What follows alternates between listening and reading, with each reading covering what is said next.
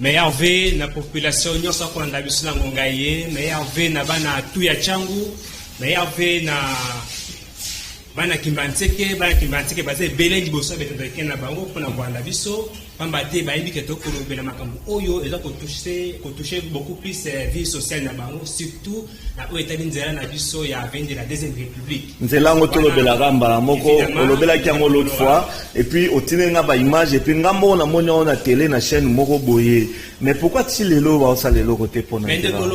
expliquer na nzela ngo eza wapi nzela biso oyo ya kimbanteke deuxième république ibandi ko banda entrée kimbuta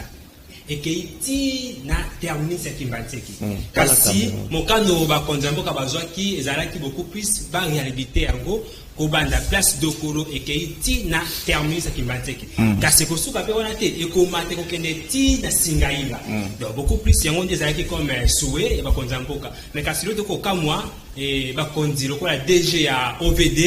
et oh monsieur Victor Tilelo, misali tient qu'il fallait mettre au salima, bandi yango juste basali des avenues côté béton. Peut-être pour pas passer bis ba masquer biso, moi masquer non mais ko sa population, surtout dans la période électorale, ba le quand même quoi apaiser un peu mtima ya ba na Kimba ville. Alors nzele silité yango to sur la télévision pour na kolobela. Oui na image ça. Joël Pembele illustré image oui. Mais ezali komona yango oyo wana ba tikola kisa, ezali Nikolomvu les bêtis donc à niveau wana ekweyi et bambani impossible tala oko mona walo mona ba chinois ba yena ba sac pe ba yena ba pine ba koma ko kanganzela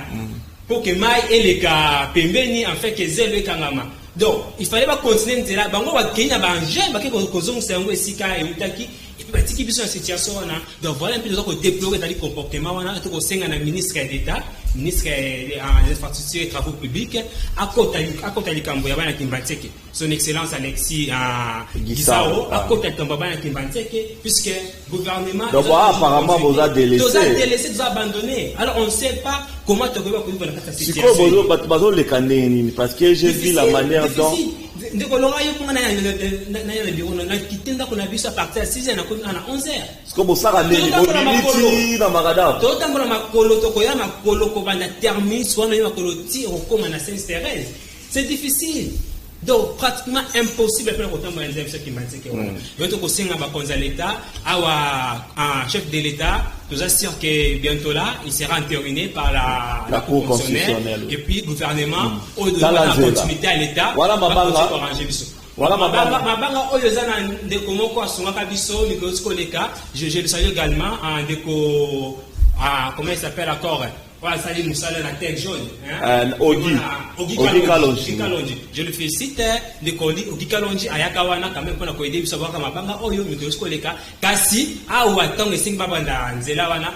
atiki na nzeba batiki bazo continuer misala te voilà maintenant état oyo route ça continuer mais je félicite également de causer marqué la riche club et le voilou également de Gabriel Mboma o baza vrai natika qui banteke ba ko sunga biso tout ça la marche pacifique pour la kosenga la déchet totale c'est qui n'a biso également alors tout ça ko féliciter bango mais bande ko mususu pe to sengi na bango ba ko tema boko ensemble na jeunesse oyo baza ko luka évolution pe développement bon campagne ucha ba député ba candidat ba leki côté wala te baza ko tana bakati ba oleka nzela ni d'ailleurs comme bango pété yango pe ko senga to ça na poste ya vecteur des signes awa seni azumo kando wana ya ko publier ba résultat bureau par bureau et que ne petit ba niveau ba législatif national également aussi provincial et za la bongo so yo za la bongo to komona te ba vrai ba ko ba zala ki lui ba ngonde ba ko bima puisque biso na kata zine comme ça to moni yango d'ailleurs ba PV zo ko tambola zone ba réseaux sociaux to komona yango surtout to kende ko fuiter mamoke na kata organisme moko boye o ba zaki na musala ya ko sala observation pendant période électorale alors to yebi lo lenge kani et ba ndeko ba voter kata Kimbanteke to za sino o ya biso oyo banga ba chapon awa juste pembe ba chapon wapi oyo kanivo e katani e bukani après vous le betaki mokolo ya les 24 wana donc impossible de kolwana biso yo ko zo idée alors on liboso ya paroisse Sembaga donc ba kisa Sembaga mikoto ko sambela te paroisse Sembaga ko sambela te mikolo Tous on a trium de prière comme on a lundi à 3 jours de prière. Alors donc on tout la question. En tout cas. A touché mon thème. Voilà un peu Maître Caleb Muntu. Exactement. Merci donc, beaucoup en tout cas. Et c'est un peu ça. Alors on a profité également pour lancer un message Oyo. Ils ont dit pas ya population qui va dire que tout le monde a la confiance dans l'ISO, surtout beaucoup de civils dans le cadre des sociaux-démocrates, tous en activité belée, tous en projeté pour organiser bientôt là. Alors il y aura des conférences ensemble là, on allait cordon la l'ISO, on allait en France, on a mis des corrigés belé. Alors tout on lancer message, bah ya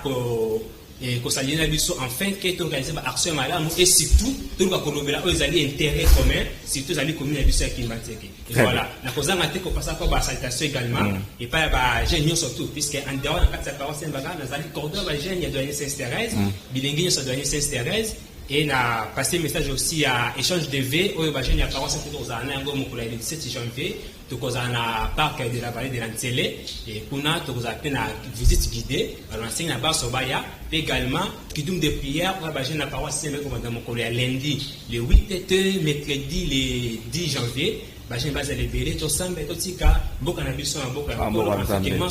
et les camarades. Merci beaucoup maître Caleb Muntu oyo jeune azolobela bana Kimbatseke pour nanzela wana et la direction nini tozali avenue de la deuxième république donc et bandi ko banda normalement nzela ne bandi ko banda entrée ki muta et que tina terminer ça très bien mais bisonde ba ko sala jusqu'au banda de kolo ti ba soka na terminer. Alors, bis au Senga, beaucoup plus que des bons côtés. Parce que nous normalement, selon l'idée, il y a fait Mobutu, et ça qui est que des tina singa inga. Singa qu'on a fait fond, koleka, cimetière qui m'a tiré, parce qu'on s'en l'a eu. Merci beaucoup.